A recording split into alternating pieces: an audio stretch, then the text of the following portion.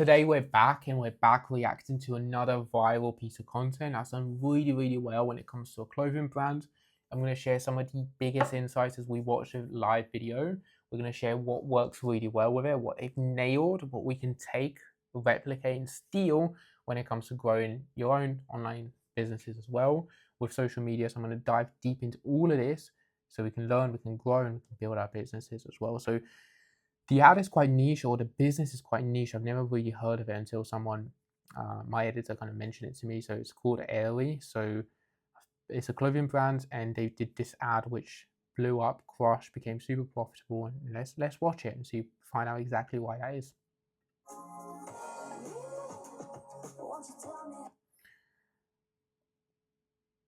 One thing, like I've been told to not pause it so much, but one thing we're seeing, right?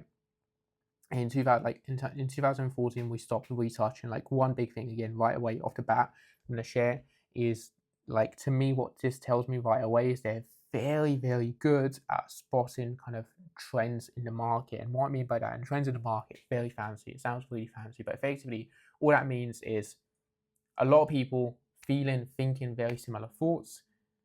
They've used that to recreate their content to be more specific, right? Like, if a lot of people are always talking about a certain thing, and I spoke to a close friend of mine who runs a very successful fitness coaching business, right? One thing she was saying to me is, Plamen, we scale this to multi-seven figures a year. One big thing I noticed early on is a lot of people were coming to me, and they were always saying, or a lot of women were coming to me, and they were always saying, I want to tone up. I want to tone up and I want to sculpt, right?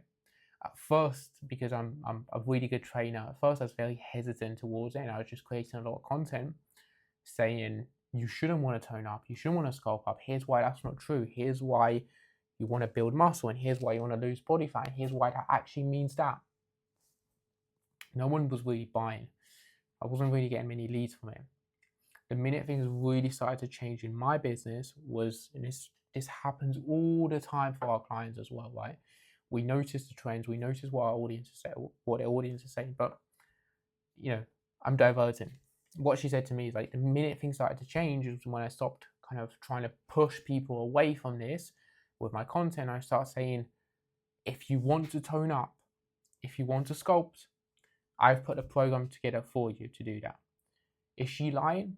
No, she's not lying. She's not misadvertising, because what she did is, okay, if you want to tone up, if you want to sculpt, I'm going to build a program for you that does this. It's still going to, like, the tone look that you're after. Let's agree on what toning looks like, right? What does the tone look like, right? Once we know what that looks like, we can build a training plan and program to get you there. It's probably going to be building more muscle, losing some body fat, toned, right? On the front end, you're selling people exactly what they want, but on the back end, you're just giving people the way to, on the back end, you're just giving them the deliverables that actually get people there. It's no different to a car, for example. It's no different to a car company. Like, you've got Rolls-Royce on one end, you've got Toyota. Like, sell very different things. One sells luxury, premium feel, like all of these different things here. The other sells cheap, affordable, cost-effective, like all of these different things. But the marketing, the content, what they're saying in their content is speaking to the audience they want to work with. So, if you're struggling for leads right now, if you're struggling for sales, an easy thing you can do is literally just look at the last conversations you've had. Look at the last few sales calls, right? What are people telling you in the sales calls? What are people telling you in your DMs? What are the trends that a lot of people are saying? If you pick up on that and you can create more content with that as a hook, it'll be a lot easier. So, this brand here, what they did is they listened. People in 2014 said, we don't want you to retouch your videos or your photos. We want to see the real bodies, the real looks, because a lot of the time people are overweight, or people let me not get in trouble. A lot of the time people don't feel confident with their bodies. If they don't feel confident with their bodies, they probably don't want to see people retouching photos, or they want to see the real look, right? And this is what that brand went towards, and it attracted a lot of people that felt the same.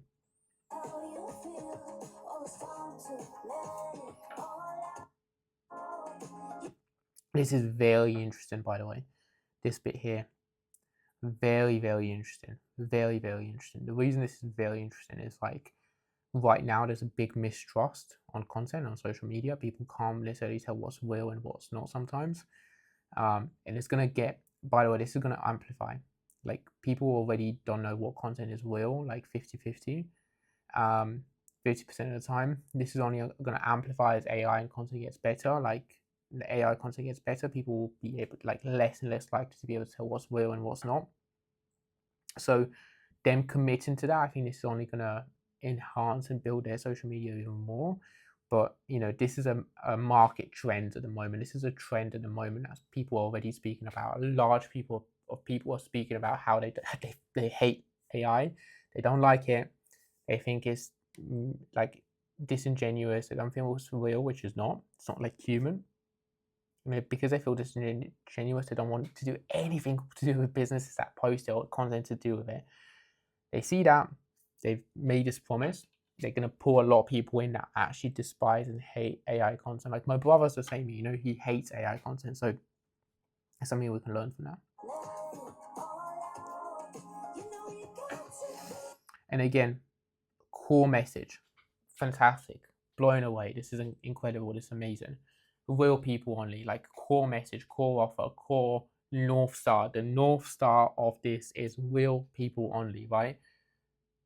Wow, like, it pulls people in. The certain type of people that do like AI and don't really couldn't care less are gonna kind of not care. The people that are really invested into this, that do care, probably gonna buy the clothing. So really, really cool message. Like, if you haven't got something, by the way, really powerful, but if you haven't got something in your brand, in your content, your marketing strategy, in your social media right now that simplifies and signals exactly what you stand for and who you stand to help, it's going to be very hard. So have a very clear thing in terms of who do you stand to help, who are you trying to help with your content, with your messaging, with your brand. It'll become a lot easier. For example, the clients we have a very clear North Star in terms of who they help, what they help them with. It might be, I help people return to sport after an injury. We have physios and osteos in the program. It might be, I help dads regain their confidence. Simple sentence, 7-year-old can understand it. Very powerful.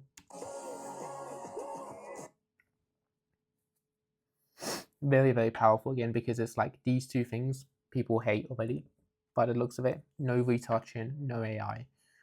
People hate retouching by the sounds of it. I don't know why. I don't know. I need to speak to my girlfriend to find out. But women in this brand and in this thing seem to hate retouching and seem to hate AI in their audience, right? Because they hate these two things. They differentiate themselves and they pull people in, because if you hate retouching, if you hate AI, we have the business, we have the movement for you, right? This can work really well for a fitness business as well. I know a lot of people here are fitness guys.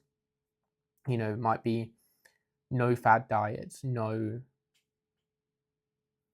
fad diets and no extreme workouts, right? For example, find out what people hate, and if you genuinely like align to that message and you hate something in your trend and your marketplace, you can probably say, this is the place where this doesn't happen. There's no fad diets, there's no keto, there's no extreme workouts, etc.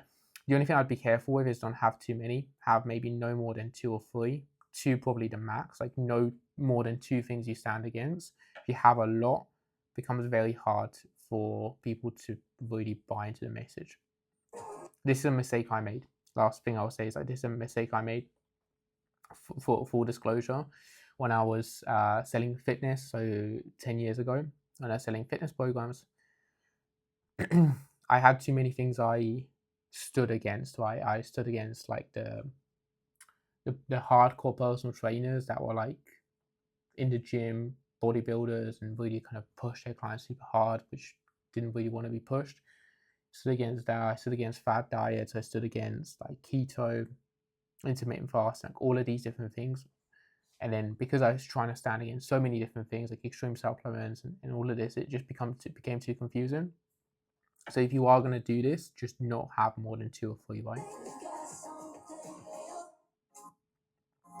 So powerful at it. It's only 15 seconds, but it's so powerful because it's like nailed things so to such a big level. It's like here's here's who we stand against. Clear, so clear. Probably a 10-year-old can understand this, right? So clear. No AI, no retouching.